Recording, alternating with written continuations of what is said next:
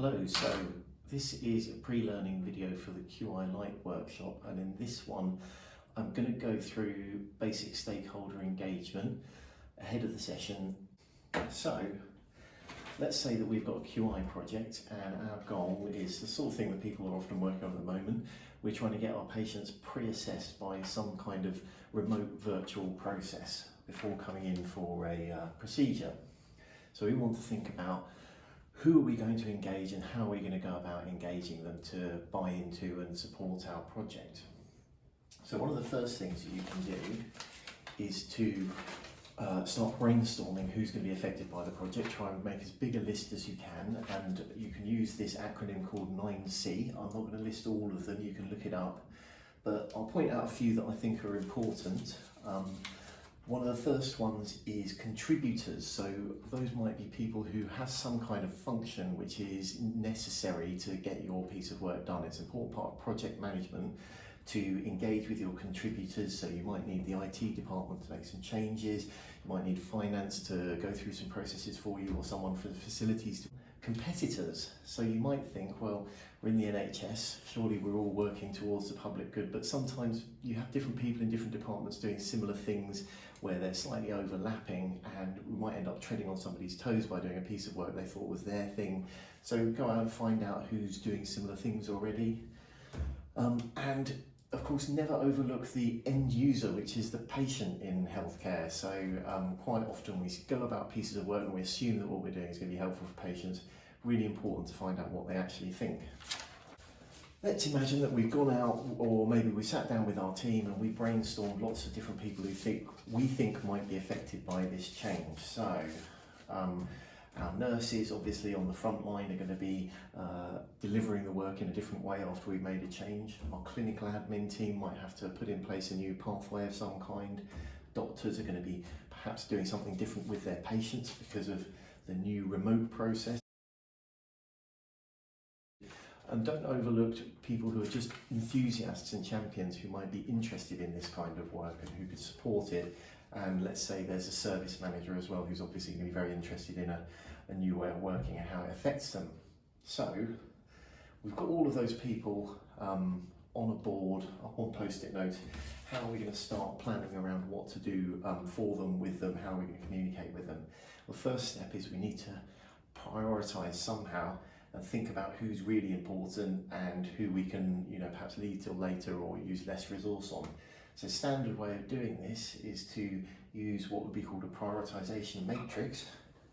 So we're going to organise these different stakeholders into two axes, and on the y-axis we're going to put which of these stakeholders have the most power over our project. Can they influence it? Can they be blockers or have veto power over it?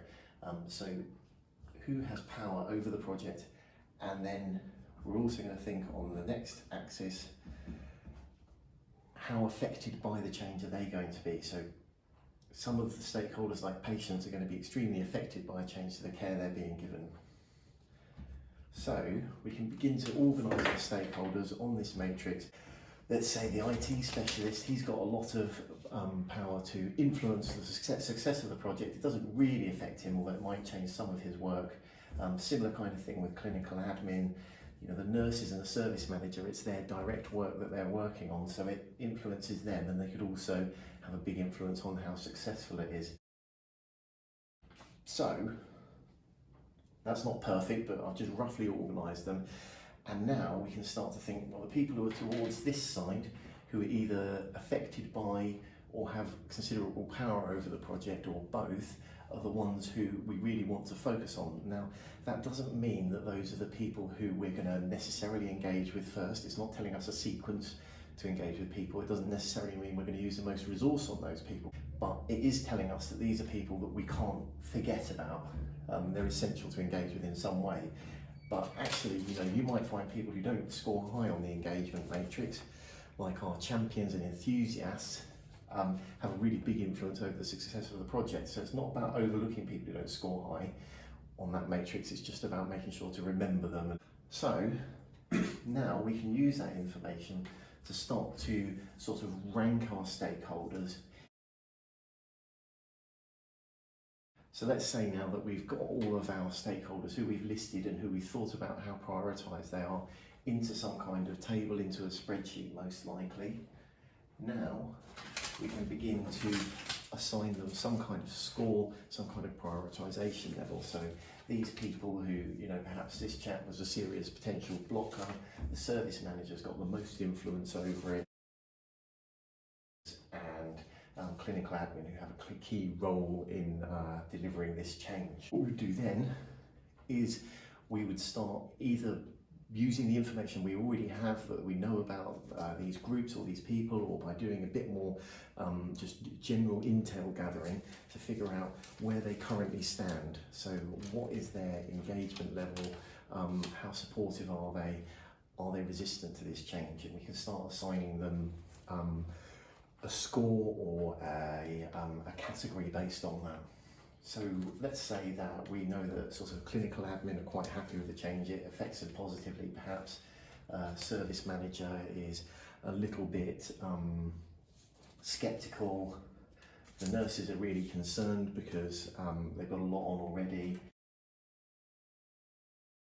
So we've given them all, a category, we've assigned them some information about how supportive we think that they are about the change that we're making. And then it's also important to just start putting some notes about how these people are thinking about the change that we're going to make, because that can influence how we frame the message, the sort of story that we tell when we go out and engage them, and the sort of communication methods that we use. So we might say maybe there's somebody who's got a conflict of interest. Perhaps this person has already started on a different process, a different answer to this problem, and they've invested time and effort in it and they're resistant because of that. Perhaps this person, or perhaps these people are junior doctors, they just want to see more evidence. They're a bit sceptical about the proposed change, and they want to see data to back up what we're doing. So now we've got as much information as we think we need in order to plan, and at this point we'd start to put in place a plan about how we're going to communicate with those people. What steps are we going to take in order to engage with them? These people just need more information, so we're going to put some documents out that explain to them about the changes that are going to happen, and this group of people are happy that we want to deliver some training for them. This person, we're going to deliver a meeting and address their concerns. So now we've got a structured plan of who's important, where do they stand now, what are we going to do to engage with them, what do we know about them, and we can start going about moving through that process in a systematic way. But what I would say is it's not a one-off thing that you just run through at the start of a project. It's a dynamic process. You're adding information to this as you go along, as you start to work on things, and actually the more progress you make in your improvement project, the easier it becomes to engage with people as they see that you're making some progress. So this isn't something that you just do once. You keep updating it, you keep changing the information that you've got about people, and you make more and more impact over time. So the idea for the training is that people go away and have a go at doing this process for people who are stakeholders for their projects, and then hopefully you can bring that along on the day.